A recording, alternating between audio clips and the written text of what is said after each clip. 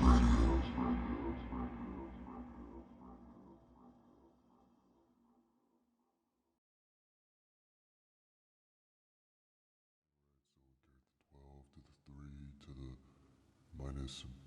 minus that and freaking see how, and we are. Oh! Hello.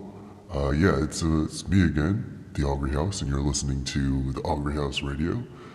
If you probably noticed, if you're watching this right now, is the episode or the set for this episode looks a little different than it used to, and I'm gonna go into that. I'm gonna totally talk about it. I'm fine talking about it. It's just right now, as you're probably aware, or you have been aware, is that we're kind of in a weird political point right now. It's like we're in a recession. Things are costing a little more. The problem, and that's been like rippling out to most things in your life. It's been affecting like everyone in some way. And the way it's been affecting the Augury House in particular, the Augury House Radio, is that the prices of our production are really starting to go up. If you can kind of see where I'm taking this, it's just like these episodes are pretty quick for us to make. That's the whole point of them, is to hope with this radio we're trying to just build a good structure, easily repeatable structure for these kinds of conversations and for easy project updates. So really these radio episodes weren't meant to take super long to make. They're not supposed to take like a month for one episode. It's really supposed to be like more of a simple format that where you can pump out maybe one or two a week, probably just one a week. But all that being said, is one really big issue we've been coming into is the price of producing these episodes. And by price, I mean storage in general. So for these last few 6 or so episodes, what we've been looking at is about at least 25 gigabytes per episode, which what that really breaks down is the real big part is the background video. So that's probably what you've noticed right off the bat. That's not here in this episode, is we don't really have that nice little background video cube that's just kind of reflecting on my face and reflecting in the background, reflecting all everywhere, just all the shiny places, oiled up places where it catches the light and stuff. Well, those videos are very, very big on their own. Like those videos themselves net the first 20 gigabytes, and they're pretty long loops as well, usually going from at least 15 minutes upward towards like a half an hour too. And on top of that, the way we kind of go about making these background videos is we source some videos online, and then we kind of look at what we're looking for is movement, for color variations, and transitions. So once we find the video we like, we usually have to go through and edit it together, just kind of clear out the transitions that would be less interesting when we apply the effects and things like that. And so what that leaves us with is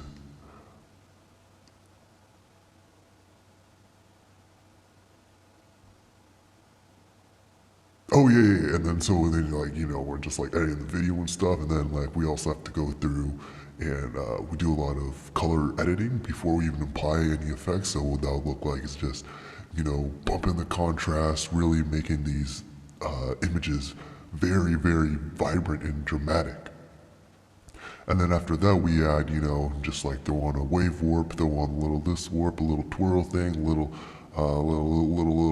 like sine wave whatevers, and then that becomes a video. And then so from that raw video background, what we do is we then have to export that out to the virtual space kind of, and then we record the radio episode kind of like how I'm doing right now, and then I would have to export all that out as a video. This what I'm doing right now, my conversation, and then the video background. So that video is really getting packaged out, twice. So that adds like a huge file size. And then so once we get that video, we bring it back into the video editor and we have to compile the actual episode. And so by the end of that, that one video background, which was initially 20 gigabytes, gets passed around 3 times. And so as you can imagine, we're kind of like that's a big thing, you know. Not like we can't afford that much space right now, so we kind of have to keep the cost a little bit lower storage size wise. So that's why you see me in this beautiful setting where we're just decided to record this outside as opposed to inside the more fancier studio. Outside is just a little easier. All you just have to do is kind of set up the camera and hit play. And so that's what we did. Another thing we did to kind of cut costs, just to be transparent about our process and where we're going, is, as you can probably tell, I'm attached to just a looping body animation. It's very simple. But, that way, I can't really change my movement. I'm not changing my movements right now, but the movements are changing on screen. It's just a little, practical effect, if you will, to make the viewing experience a little bit better. But yeah, so that's what we're looking at. We just had to make some adjustments because of the storage size. But we're still shooting in the studio. We still have like a bunch of the same scenarios. So when it comes down to like the actual structure and what we're talking about for these podcasts, nothing really changes that much. We're like today, we actually have a conversation with one of our gallery artists, Binh Nguyen, and this episode actually kind of is the first one for this Gallery 3 cycle. So we're super excited about that. So nothing changes there. And at the end of this episode, we're also going to be giving you a little something special. I'm not going to try to spoil it or anything right now. I'll just kind of keep it on the wraps. Not because I don't know what it'll be until I start recording it, but that's just how it is sometimes. All I have to really say is that as the video form that we kind of seen in the beginning with a nice video background might come back in the future. Might come back as like a little exhibition sort of thing, reprise it here or there, but for now, this new format of just going outside and recording is just kind of marking like a point of blossoming, We're really not gonna see this step as a step backwards of, from going from the fancy studio to just shooting plain outside. We're not feeling bummed about that or anything. It's more of just another door opening, and then we'll explore that, and then maybe like a boomerang, we'll return back to the studio or something. But yeah, so that is a basic overview of what to expect. So very soon we're going to be expanding out this Augury House world a little bit further, and we do have something in the works to give you a little sneak peek of what the Augury creature is, and now, or what I am, the Augury House person. People call me robot sometimes. All of that's kind of true, but I'm really not that big of a fan of explaining, or I wasn't really that huge on explaining growing up. It's just like, I do so much work to learn about people, learn about regular people. I'd love to see that effort reflected in people trying to learn about the Augury life forms and, what we're about. So I just thought it'd be a little bit more reciprocated. But as we're fleshing out projects, it seems like it'll actually be a pretty fruitful thing to kind of dig deeper and give a more archived and nuanced look at what the Augury life forms are. So I think that's one thing to kind of expect a little later. We might touch on it at the end of this episode, but that's just one thing to keep in mind, is that we're really going to look to kind of open up and expand and kind of dig into what my history is, even though maybe my relationship with that Augury history has been a little bit jaded, I will admit, but I think we're getting in the right spirit with things. So yeah, with without further ado, I would like to send this over to Kevin, our gallery guy, and Binh Nguyen, who you probably recognize from some of the early radio episodes, but Ben's been working with us for a lot of the Augury House things. But this conversation is more positioned towards the actual art practice that Binh Nguyen works with. Unless, there's crossover, but you know what? I've been rambling too much. Here's a bit, and I'll see you after Kevin and Ben stop talking.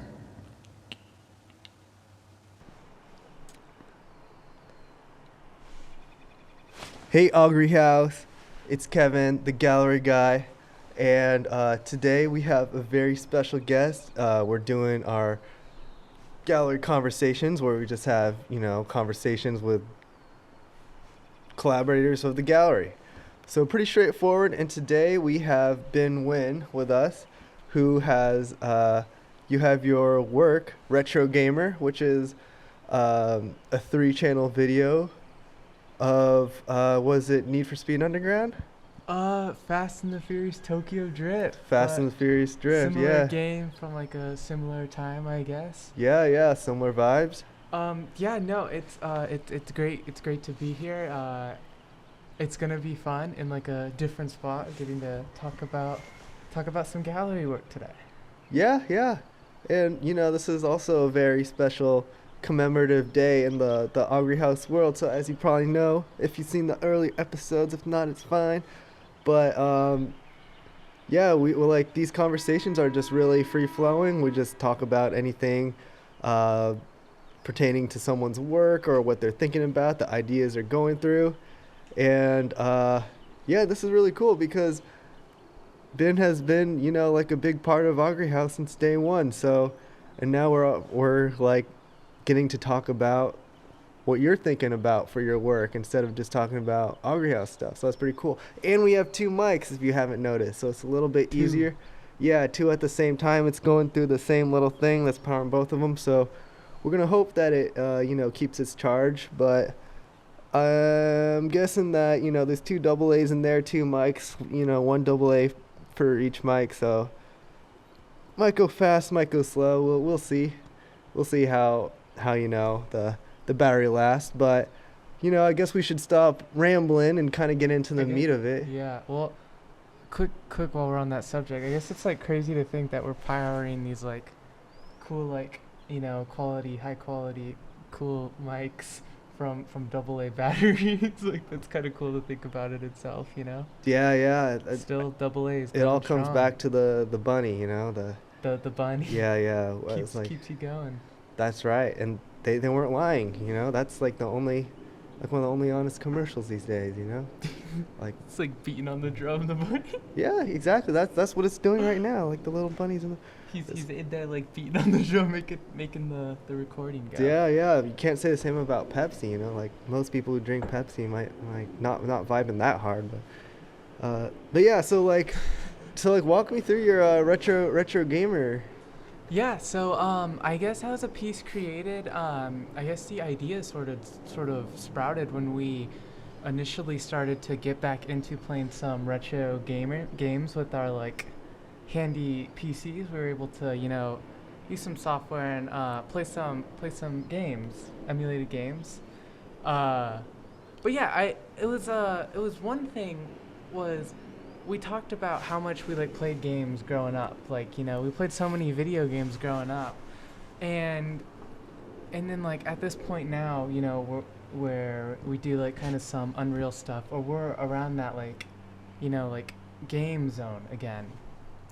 It's like different to look back on some of the games we played like kind of growing up. One thing that's interesting is, especially like.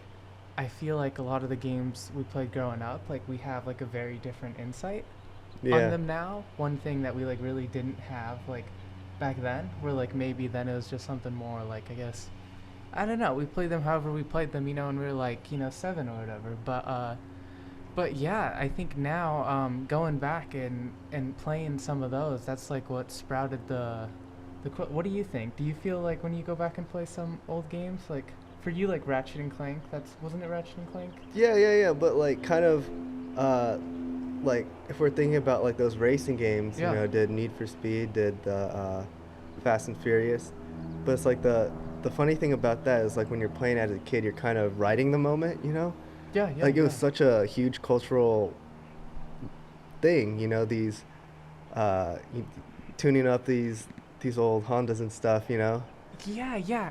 See, that's the part that I was, I guess, gonna go into. So that's what got us into playing these games. But I feel like as we like started to like play these games more, like as we just used our regular time to like play games and we we're playing these old games, one thing I started to realize was like the mind behind like the good ones is still like the same like super cool mind that makes like like awesome games like for instance like Elden Ring. Not necessarily in the sense of like a game genre, but like the creative mindset. So like one thing we were talking about with underground Mm. is this is a game that's like packaged, and remember we've like uh, I don't know, for like PlayStation 2 games like like a couple gigs, right? Mm. And one thing we were talking about has as we were playing this for like a week was like how much stuff there was, right? Like packed in. Like you touched on like game customization and like their car games, right? So like all the custom parts of like like the cars, the rims, and all the auto stuff. But but wait, what was that? What was that? What was the last thing I said? I'll keep going. You talking about cars and autos and Oh yeah, yeah, riding? yeah. But I guess just one thing was yeah, we definitely talked about how much there was in these games Mm. in such like a small little like disk drive. I don't know. This was also about the time where we were touched on like how back then, we were able to play games just by like coming home, it's your birthday or whatever, and you could just like pop it into your like PlayStation like 2 all the way up to like even like PlayStation 3, I guess it was like this. Mm-hmm. Uh and like you could just play it, right? Whereas like now, it's a totally different vibe. You probably virtually buy the game, Mm-hmm. and like then you have to like spend a lot of time downloading. So I guess it's just overall like some things have changed, but I don't know. I guess just like one thing, one thing that we definitely or I definitely noted was how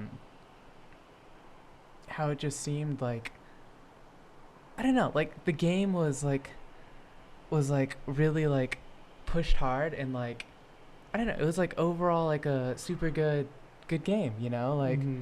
and this was just like a small little like like 2 gigabyte game, I Mm-hmm. guess. So playing through I just thought about like how I would one thing that was funny was uh I started to write an article that I got a little too busy to finish, but I noted how growing up like we had these movies like Fast and the Furious and like different like motion pictures that were like really cool, and like some of these came with games Angle. Yeah. like this. Yeah. Okay. Wait, Oh. backside. Yeah. There. Yeah. Yeah. So like some of these movies had like games with them, and then like I guess some of them didn't. But like one thing I used to do was like I'd watch a lot of these like cool like motion picture car movies like Fast and the Furious, for instance, and like I would like replay stuff I saw from the movie in like Gran Turismo, for instance. Mm-hmm. So it's like I don't know. It was like as a kid, I'd like see these like cool things like on the movies, and then like I don't know, like I would just like replay like Gran Turismo, right? Because you could like pick out like a variety of cars. I don't know. I was Mm. really into like car movies growing up, and then like I'd pick out one and like customize it like very similar to like something in the movie, and then like as I'm playing, like it's really like just like a loop right around like 10 times or Mm-hmm. whatever the lap count is, but like in my mind like like it's like a twisty narrative that like Mm-hmm. is going through my head. um but yeah, so I think just that mixed with going back and playing some of these games, I really dig like how cool the graphical look of a lot of these are. Like Mm-hmm. I don't know, I think that's one thing is like uh we have high quality games now, but there's just something about the like old look of games that's very like nostalgic, and like I don't know. It's just like I said, it's like going back and playing these games are like kind of like just as fun to me as they were, if not like more fun, Mhm. as like when I was a kid. So like that's super cool. So the piece itself was something that I played the game, and actually like a lot of these games, I think even like still to up to date, like maybe like Forza and like other newer racing games, have like the feature of going back and doing like replays. These are actually pretty cool. Like the cinematics, like get some pretty cool like angles and shots. So it's like Mhm. pretty cool to like chop up some of these. And for the exact piece, I was like scrolling through a couple just recordings that I did, and there's some of the replays, and then like I just played with some effects. So it's like yeah. So it's just like you're driving and you kind of like see like an outline of a car, but like as you progress and you go through, like things are changing. So it's like, yeah. Mhm. So what are you thinking of plans for like expanding this work based off of old video games of driving? Are you anything in store for those? Yeah. One thing that I find very interesting, I guess, is just bulk visuals. Like, I'm like a sucker for like visuals in general. Like, I don't know, they just like add a lot. I love the idea. We've always talked about like streaming, like just chilling, hanging out, and like playing visuals. So I guess like that's what I got from them, was just like cool like old game visuals. Like overlay? Like Yeah, like yeah, kind of not the main focus necessarily, yeah, but just kind yeah. of complementing like a Right. mood piece. Yeah, exactly. Like I guess like yeah, like very it could be like chucked up to similar pieces we could create kind of like we have like some short like skateboarding clips, right? And it's like Mhm. some of those just like visually look like pretty like cool or pleasing if if you just like slow it down and like Yeah. or it's just like like that's just an option you could do as an effect. But yeah, I don't know. That's one thing that I really like enjoy with even video is we had a huge thing. Remember when like projects used to be so based around like those little moment things Mhm. where we talked about how like time overall like it adds up ultimately to the same, right? Little or like big thing. So in doing this, we I don't know, we like filmed, shot, and we were like doing a lot of things that were based around like, you know, I guess not having like very specific like narratives, right? Mhm. Like picking up and I guess like enjoying like just like I don't know, like a visual piece of something, right? And I guess like that's where to me like some of these like random skating clips and like these like car clips could kind of fit in. But yeah, I don't know. Overall to me they were like a cool thing. Like I'm very like as like I have like I guess like an almost niche for what I like. I would say I'm like very much kind of like a mood board. Like a lot of things that I like, I could like in like different ways, and it could be like like small, short, and I guess like that's like what the video clips could be, you know, Mhm. like it wouldn't be much different like if they were like the same vibe of like dark clips where it's like, we shot something for the Irene house where we were like sticking out the window, Mhm. remember, and like stuff like that.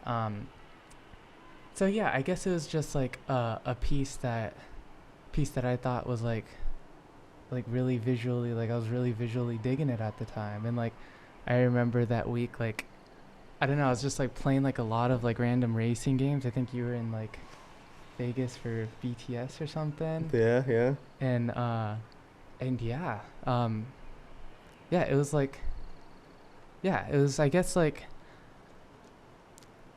a point of like I guess for me it's like remembering those games and I guess getting all those insights and like new insights of them and experiencing them now. But yeah, uh honestly I just like spaced totally what I was saying. So you're a collector. Yeah, I guess It's like yeah. it's like collecting the way you're kind of talking about it, like the frame. Yeah. I feel like I'm like that with a lot of stuff where it's like it's almost like situational or like time based where it's like I have like footage and I find something I like in the footage, and it's like sometimes I'll just like it for that, and like I don't know, like maybe I'll come back to it later and not like it as much as I did initially, Mm-hmm. but there's still something I guess in that stint of like really really liking it for the moment Mm-hmm. almost. Uh, so yeah, so it's I guess like for me like as a whole, the the like whole like car driving stuff represents like for me like all of those memories back then, but then also to me it's like like part of like a small visual collection, I guess you could say. Yeah, so if you think about like, I'm like curious about like where you feel you are Yeah. production wise, because like I know that we've talked about shooting short films, Yeah. and we talked about how it'd be cool to shoot feature films, and it's just like, I don't know, it's like personally when I've like gone through making things, it's like you have these long term goals, Yeah. but then you also have like these projects that are really suited to like either help build the right mindset to like approach some of these bigger projects. Yeah. Yeah. Like how do you like manage a million pieces of a set as like a director, like you kind of have to start building that, and then like one way you can do that is through like these more compartmentalized projects that can Right. help you focus on these particular things. So it's interesting kind of knowing like where you've been talking about going. Like I know one of our goals is to shoot like a short film by the Mm-hmm. end of the year. Uh, and it feels like this like what you're doing with the games of like collecting footage. It's like it doesn't feel like the end goal. Yeah. It's not the end goal, right? No. But No. I'm just curious to see how you kind of imagine this process against like the larger view of like what your creative career could look like, Yeah. Yeah. like how does this point of collection work, because I know it probably has like synergies with like there's a point where we're going through like film lists and things like Mm-hmm. that. So it's like that sort of research, like I really would consider that to be research, Mm-hmm. Mm-hmm.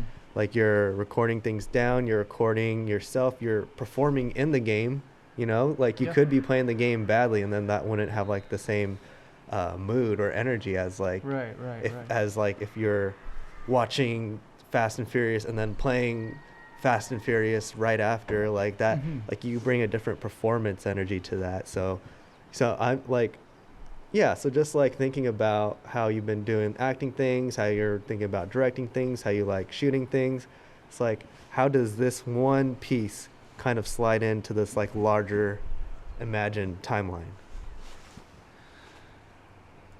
Yeah. Yeah. Yeah. Let's see here. Uh, I guess for me, like that's like a piece of like a like hmm. Let me see here.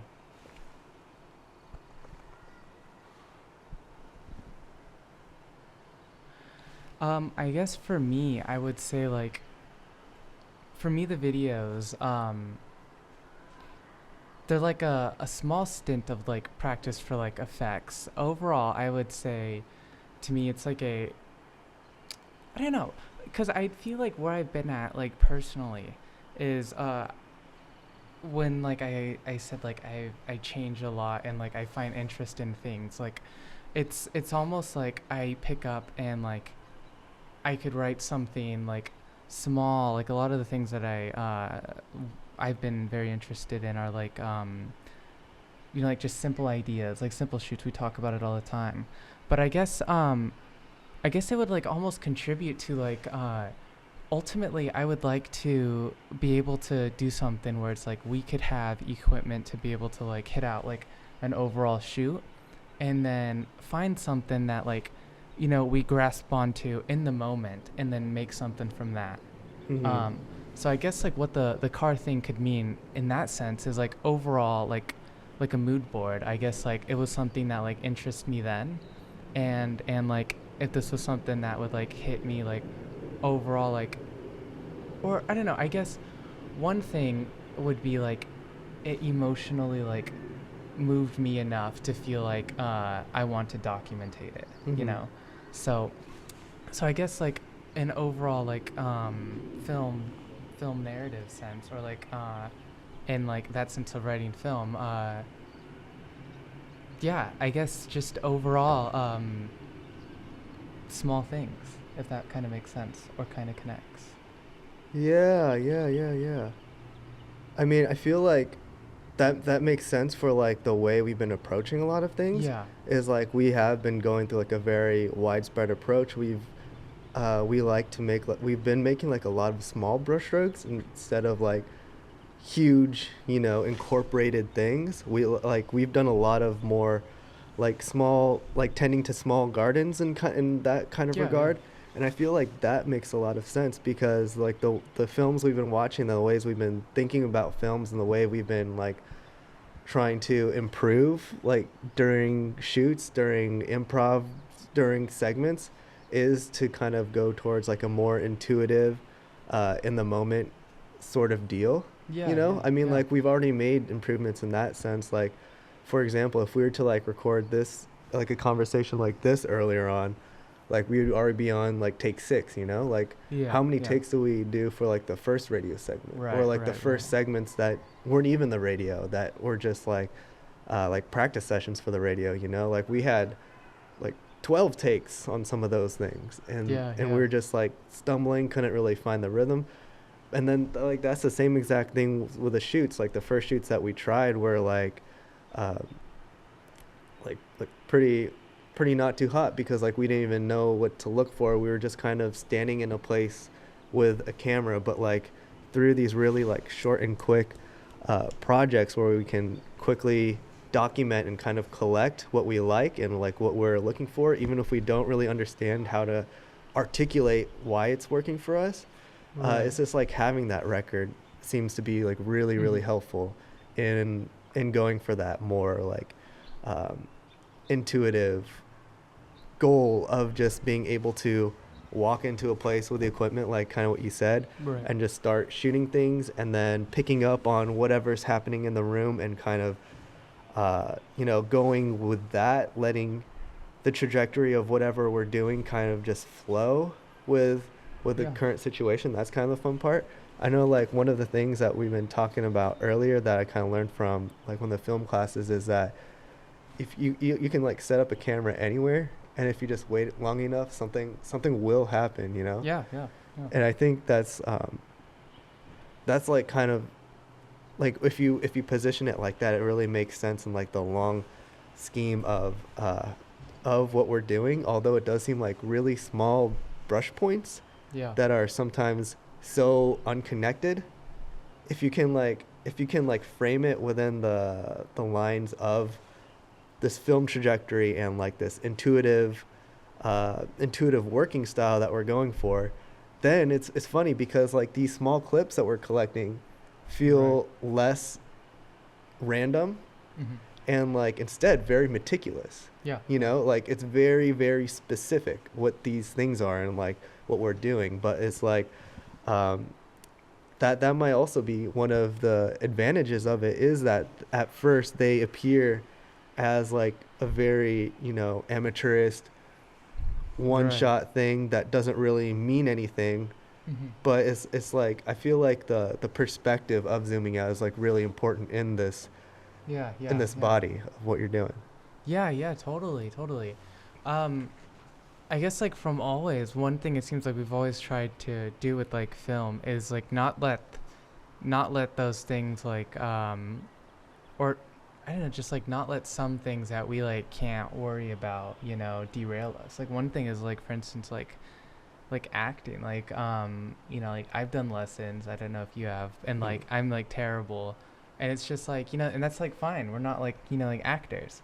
Mm-hmm. So it's like using that and just like going with that and like working on and doing the stuff we want to do, right? Yeah. So like even though we have that weak point, just like I guess not even looking at it as a weak point, just like it's there. Like what can you do to like work around it?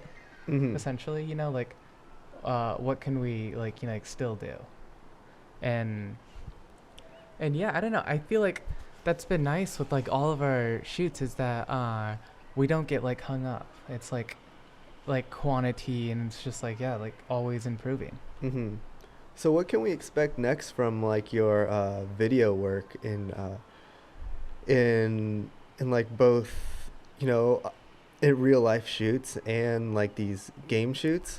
Because like I know live streaming has been like a really big part of it. Is like like designing these live stream spaces.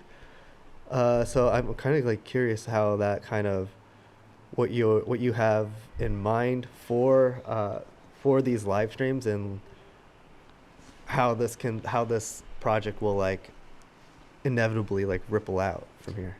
Yeah, so I guess just like ideally now, one thing that we're starting to put together more is like a better like on-set equipment thing. So I guess the next thing now is just gonna be trying to like, you know, hit out, ooh, excuse me, our own like small stuff. I guess definitely.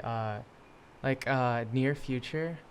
Uh, I guess this gets a little sidetracked, but like one thing that's crazy because I don't like have like a whole lot of like school like knowledge. Like I've came into like film like from such like a weird angle, which is like it's kind of cool because like I've been able to like experience things like I said from like a different angle, which is pretty awesome. Um, but like yeah, I guess just one thing that I plan on doing like near future that we were talking about is we have like so much of that old footage. Oh yeah, yeah.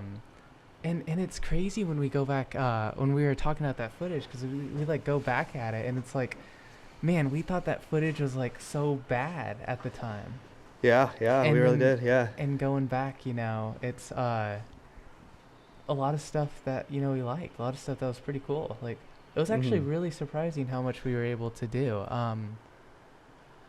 So yeah, for me, what I plan on doing is continue writing out the wave of these moments. I guess like, do I see myself looking at continuing to just like you know like do like game stuff? You know, it's not the biggest thing on the horizon. But very interested in like getting out and doing just you know like some more shooting like we were able to do like probably just like a year or so back. Mhm. Yeah, yeah. I mean, like the cool thing about the games is that like the whenever you use a game, you're like viewing through a virtual camera, so Mhm. it's like what's easier and quicker in getting shots than Yeah, screen recording definitely. off of a game, Right, right. you know? And then playing with that footage from there. Yeah, yeah, Yeah. yeah, yeah. It's like you really do need like uh I feel like you really need like the avenues of quick production against Mhm. the the same thing of like longer production. Yeah, yeah. Like that's like that feels like the like going back to the what we were talking about for like more intuitive filmmaking is to like as long as you keep cutting your chops on these quick to make projects, these quick footage, then it's like you have a way better grasp when it comes to like these Yeah, yeah. longer term projects. And it's interesting how you say that with like software because I feel like there's so many softwares I use on the daily that I wouldn't say like I'm a master at all. I just like know a few functions that I've really like you know I guess like dug. You know Yeah. what I mean? I've like gotten used to and over time just like you know yeah. I guess Hmm. it's like one thing that's not particular to me, but like the the the UE the lights, what was it? The luminance or not the luminance, but the I don't know. You showed me, and then like ever since then, like it like snapped on, and like I see it a lot more. It's essentially like when the object or asset doesn't take like full light, but it's still lit. So it's not like taking like skylight. Oh, the emissive. It emits its own color. Yeah, yeah. Yeah, yeah, yeah. Like for instance, like stuff like that, where you know, like everybody's gonna use everything different, right? Like Hmm. we're still using the same software to, you know, like cut, edit, trim, you know, and like deliver our like film projects as like, you know, like the same person is for like, you know, doing advertisements, you know, or Hmm. like whatever like that, you know. So So yeah, I guess just like definitely finding those things that like carry like our interest. Yeah, yeah. Let's see here. All right, cool. So that's 30 minutes. So one thing I wanted to ask, because one thing about this new setup is we don't know how long it'll last. So like, we're rocking on fresh batteries, but instead of Amazing. powering one mic, we're now powering two mics. 2 mics. So there are like these next few episodes will be kind of trial and error to see kind of how long we can go before things kind of die out. But one thing we were talking about before this is kind of like uh, having like a fun little question at the end. So one thing I was wondering is like, what game are you excited to play next? Game excited to play next. That's a good question. I don't know. We've been playing like a lot of or like we played Elden Ring, which was like a game we both never have like played before. We've never played Yeah, that anything was like pretty that, sweet. and we really liked that. So something like a like a Sekiro could That's be on cool. sale. Yeah. But yeah, I don't know. I'm really not sure. Uh, it's at least nice that we're in a spot where I feel like I don't know. Things have been coming out though. It's weird because for me, I haven't found myself like excited for like video games, but like I don't know. This year, like I kind of have been like yeah. I don't know. I've been getting like a new life. It's like ever Mm-hmm. since we started the UE stuff, games have gotten again like a lot more interesting for me. It's like the Ghostwire Tokyo, like Mm-hmm. that's like just like a weird like plot, like like everybody like dies or whatever, and it's like Mm-hmm. um but yeah, I guess to answer the question, I'd probably say just like Sekiro. To be honest, even though like sometimes like I get like actually like exhausted from like Elden Ring, Oh like yeah. especially like the going through the base the level run, yeah the it's still like base level so fights. fun and like Yeah. satisfying. Like yeah, it's amazing. But yeah, what about you? What are you excited? It's Yeah, well, like to kind of go off like what you were saying earlier is like it was funny.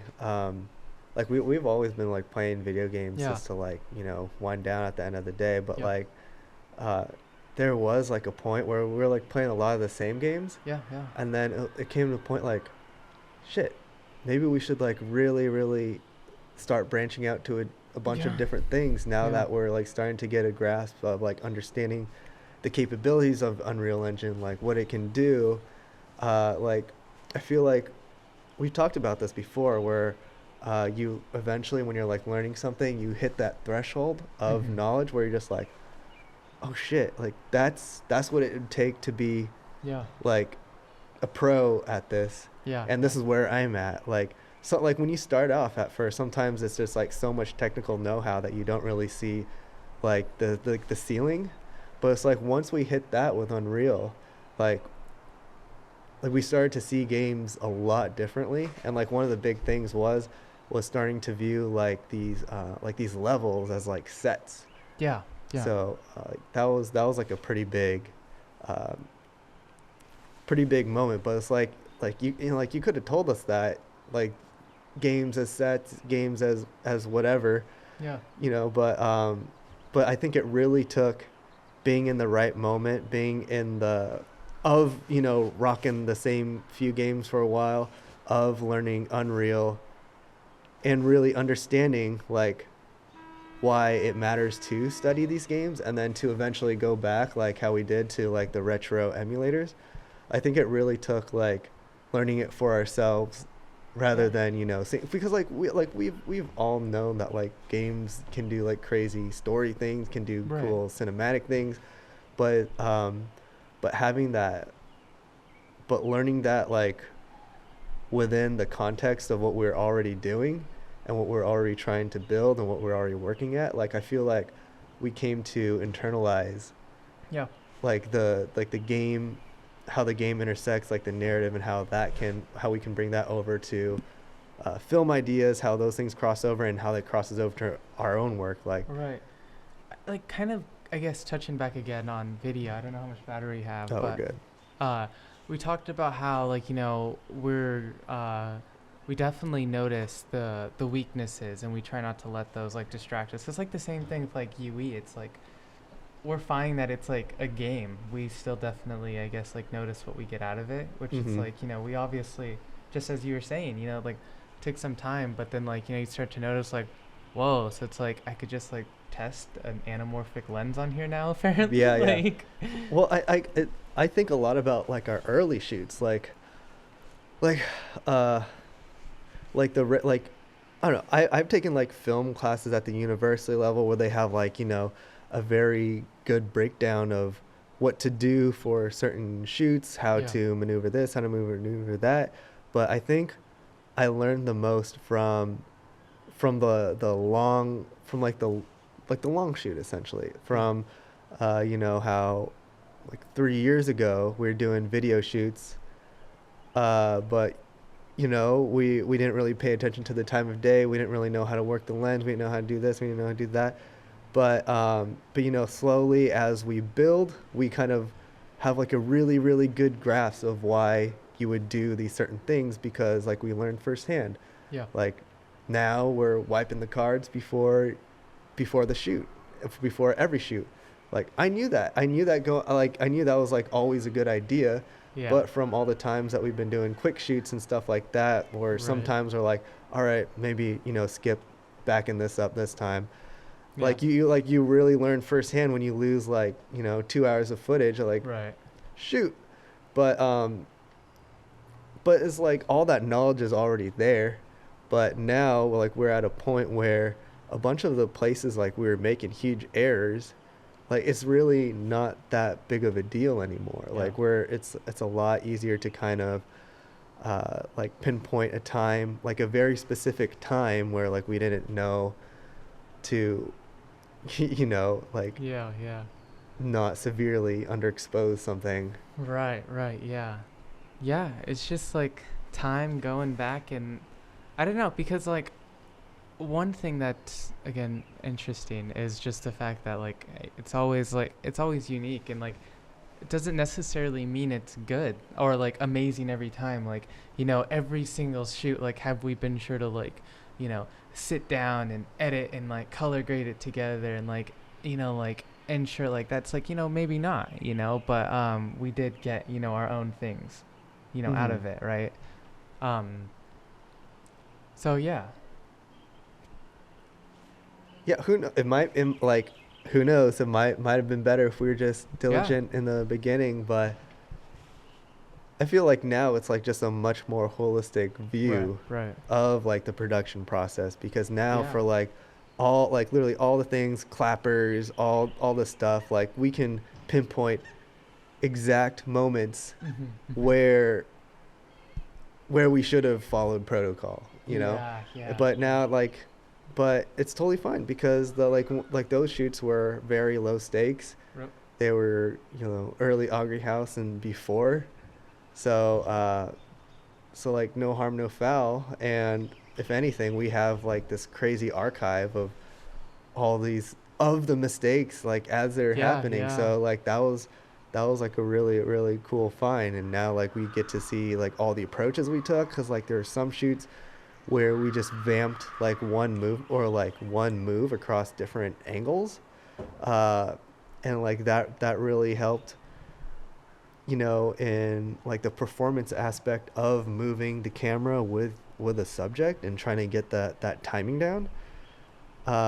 So like that, so it's really cool to see like the different approaches that we've took. So like it's just like another model for production. Like you could go the way of meticulously planning Yeah. out the film set and making sure all the things are going as planned, or you Mhm. can kind of take this more free ball approach where as our learning accumulates, as our equipment accumulates, we can like like have a really really good idea of how all these pieces of the set and of production kind of intermingle with each other, and like what we can get away with for something just like a small segment on the radio, and like what we can what we can do to have like a really good set for things like for like an actual short shoot. Yeah, So yeah. that's been cool. Yeah, yeah, and like one thing is definitely like for instance for like short shoots is like now we're getting to that point where we know like like what like equipment is like within reach and like what's like I don't know, we're at that point. It's like you definitely noted like all like the weird stuff we've noticed over the past years of like shooting, and it's just like now when we go back to equipment it's just like okay, we could get something, right? But like probably don't want to get something that's like not great. Like for instance, we were talking about a boom mic recently, Yeah. but it's just like through experience we've like I know I've bought like some pretty cheap equipment, and it's Mhm. just like dealing with some of that, especially on like like a nicer shoe. Mhm. Oof. But yeah, no, I think you summed it up super well in the sense of like yeah, just like overall like what we've been talking about, like how we've been working and how we've done everything, I guess. Yeah, I mean, like we've shot in so many different scenarios, like Yeah. night, day, overcast, sunny, Yep. mornings. We've done like rain, a lot of A rain. lot of rain. A lot of rain. Like so, like we're pretty good, and like we've been hauling all the equipment around too. So like now, like we were talking about, like we're getting some pretty good ideas of how we can, better transport our things. The protocol. So it's been pretty good. Just like we've really when you think about where we started with like the video production stuff is like we really did kind of start ground zero and built that up through practical experience, through basic just trying to run these projects on our own and seeing where they go, Yeah. and a lot of research too. Like we're looking up set things. We're like on top of looking at the like film production, like the newest equipment, like the new things going on in those aspects. So like all that kind of just feeds into this like this overall culture of learning where we're like we're not we're pretty patient about it, Hmm. but Yeah. we're still moving things forward, and we're still like trying so many different approaches. Like we just Yeah. like the hybrid shoots, the potentials for that. Like the mocap suit got up and going. It was just a bad foot sensor that was like throwing everything off. Yeah, a lot of trial and error, a lot of switching things. But like I guess like that's the nice thing about this field is that the cool part is just in being able to like enjoy all these things. Like we like genuinely like being able to like shoot. So it's like all these like these small things where, like we're learning, but like also having like fun. Mm-hmm. So it's like yeah, I guess it like goes back to it's like like there's so many different ways we could learn, obviously with like film and video, but it's like we're taking our own route, finding our own ways. Yeah, yeah. Yeah. So sweet. Yeah, I mean, cool. I guess we can probably wrap it up there before Oh, our the battery dies. Yeah. So cool. We're it's Yeah. cool to be back on like the Augury House radio show. Uh, it's cool that the Augury House thing is that guy's back. But yeah, I mean, I guess we'll just kick it back to the Augury House and then let them take care of the rest of it, round it out, because we're just chilling here. Yeah. Yeah. Gallery number it's two or Three. three. Gallery number 3 run until end of April. And are we end of April? No, we're end of April right now. Oh. End of May. Yeah, End yeah, of yeah. May. End of May. Yeah. That's so, right. That's yeah, right. So you so- got some time. yeah, you got some time. No rush. But, yup, Augury House. Check it out. Send it back to Augury House. Bye. Bye. Welcome back. I hope you enjoyed that conversation between Kevin, our gallery guy, and Binh Nguyen, who's actually pretty regular on the show. So, yeah, as I promised, I was going to show you something new. I do have something new, not really project-wise or anything, but you know, it is. This kind of actually goes back in time, if you will, to a couple episodes earlier where Ben and Kevin were just doing their own thing on the show, you know. I was busy recharging and they're just doing their own thing, which was, you know, for better or worse, they made a few things, so that was kind of permissible, but overall, I kind of wish they would hope. I kind of wish they, you know, talked to me first, but, you know, the past is the past, whatever is whatever.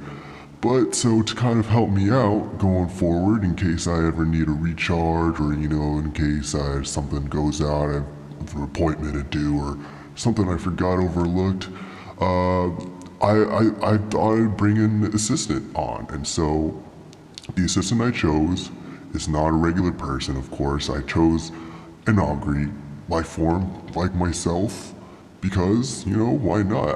That's just what I know best. I guess I still have a little bit of trust issues with the real people, if you know. But we're working through that. I'm working with Ben and Kevin, but for now, it's instead of Ben and Kevin, it's just gonna be me, Augury, and that was your cue. That was your cue, new buddy. Yeah. That was. Oh no, so hi, I'm Ben, I'm filling You're Ben. I'm Ben, I'm filling in, That's I'm weird. the secondary robot. That was weird because we actually have someone else named. But you know, I do believe in coincidence.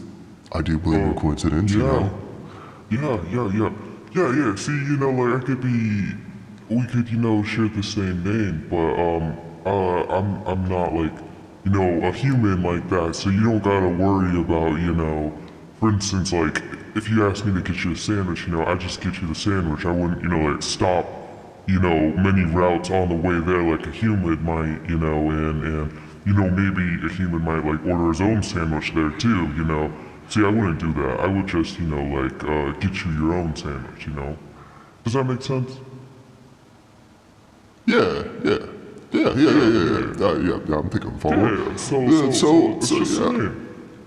Yeah, so this out, you know, so I'm not sure if you're familiar with our past radio episodes, but what we usually do at the end is show some new work, show something in progress, show, you know, things that we've done that we're flipping over, kind of like an archive. Yeah. But Yeah. I guess, you know, since we're bringing you on, we're introducing you, I was just wondering what you thought of that conversation that we just witnessed between the other bin 2 or bin 1, whichever one, and yeah, just like what'd you think, man? No, I like the flow of how the episodes, you know, talking with all the different, you know, Augury members and such. You know, I thought the episode was good. You know, that kid, you know, he's like a little bit everywhere. You know, he's kind of like, you know, dots all over the graph, but yeah. I like the episode. I like the race car games, you know. I stopped by the gallery, you know, after I downloaded the games and watched all the videos, and, you know, I got to see the Retro Racer, you know, in the gallery, and, you know, it was cool to hear from, you know, the actual creator of the, you know, the piece I saw in the gallery. Yeah. So yeah, that was a great. I thought that was like a great episode, kind of just along what you said. You know, I guess from that we might have been winning on again for the show, but you know, maybe not, probably not. Who knows at this point? But I guess I was just kind of wondering. I don't know why, but I guess I'm rambling. I just kind of wanted to know a little bit, if you could tell us a bit about your past, you know, who you are, where you're going, what's up, what's due, what you're thinking about, what you're thinking about right now, or, you know, what you have thought about recently. That kind of helps, you know, what you have thought about. A lot of people don't ask that. It's like, what have you thought about, like, just 10 minutes ago, you know, that's kind of important. Yeah. So I guess my prior, I guess, non-human robotic job before was making pizza pockets. So I just quit that job actually. So yeah, that's actually what was on my mind. If you were to talk to me about, like a day or two ago would have been pizza pockets, because I'm like, I'm not a human, so I don't feel those things. So yeah, I stick to, my work. I live, breathe, and doing work. I guess if that makes sense. So yeah, what was exactly your question? What was I thinking 10 minutes ago? Was that your question? Yeah. So one of the things I was thinking about 10 minutes ago was it's funny. It's really funny. It's like sometimes you talk to a person in real life, and then you Yeah. talk to like another creature, life form in the real life. And it's like sometimes you see like some real certain similarities between like the person and like the augury life form. It's almost like they're passing or, almost like wearing a disguise. But I don't want to get too into that because it might sound like a little, you know. But, that just might be how the bit, where do you call home? Oh, home.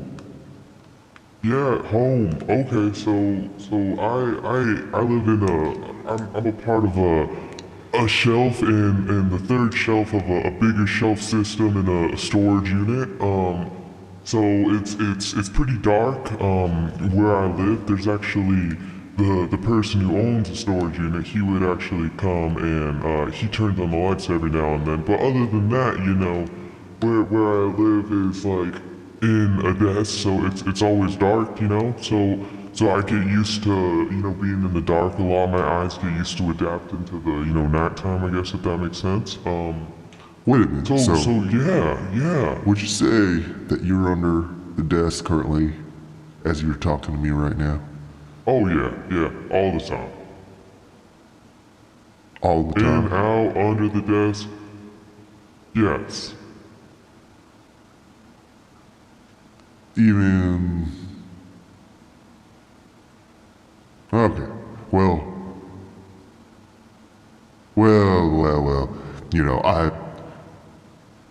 Yeah, coincidences happen every day. It's, sometimes you get, you feel a message, feel like almost the wrong message, and kind of go one way, you kind of think one way. But I don't know, maybe I put you on the spot too much for this first. I don't know, I feel bad for putting you on the spot. It's your first day on the radio show. You're just, No. you have the same name as someone we just interviewed, so that was weird. I got a little bit thrown off and kind of put you on the spot, ask you some hard questions, but, yeah, but we'll get in the flow once we keep talking to you, and hopefully we'll get to a point where we'll move you out from under the desk and maybe into some sunlight if you like the sunlight. But I have heard. No, I'm not complaining. I'm not complaining about the desk. Wait. I was cutting you off. I'm sorry. You continue. Oh no, yeah, like we'll get you a bigger desk. We'll put you in a bigger dark place. We'll get you a bigger storage unit. Anything to make your life a little roomier. Oh, thank you. Yeah.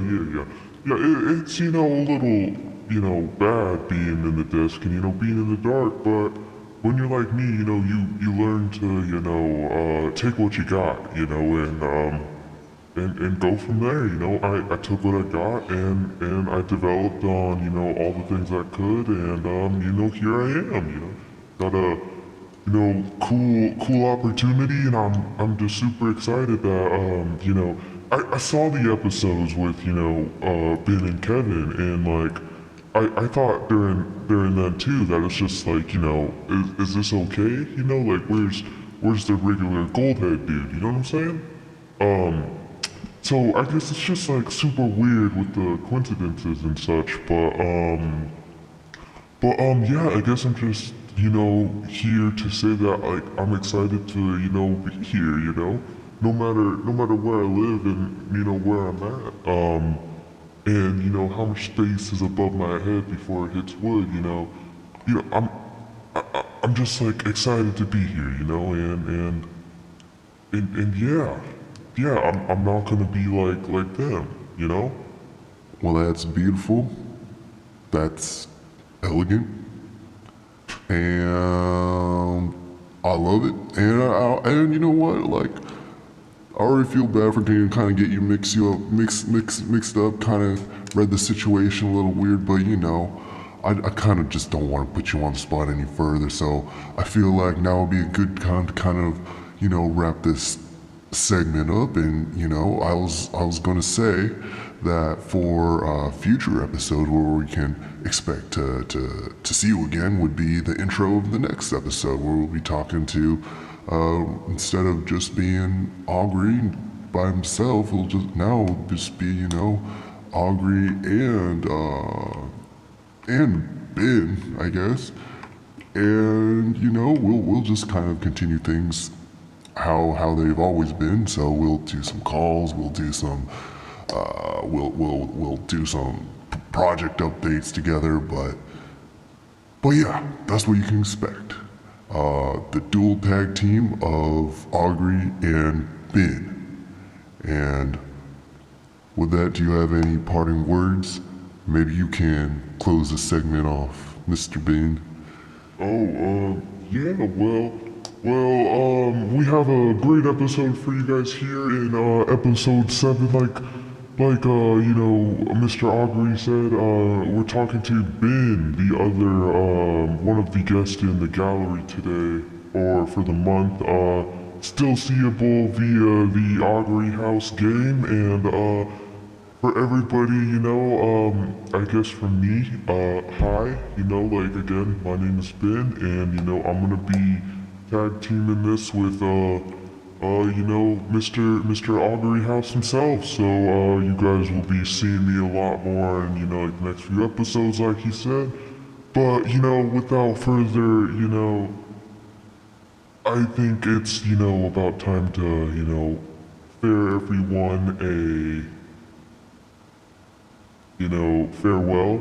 Fare everyone a farewell, you know. We'll see him again. Yeah, so yeah, we'll be seeing you guys next week, probably. I'll be in the intro, and, you know, like you said, we're gonna be doing the same stuff. Hell yeah. Got anything else to add? No, I think you did it just right, you know. And you know, do the outro with an intro. That's what I like to say. Breakfast for dinner. All right, and with that, we'll be seeing y'all on episode 8. Is that right? Episode 8.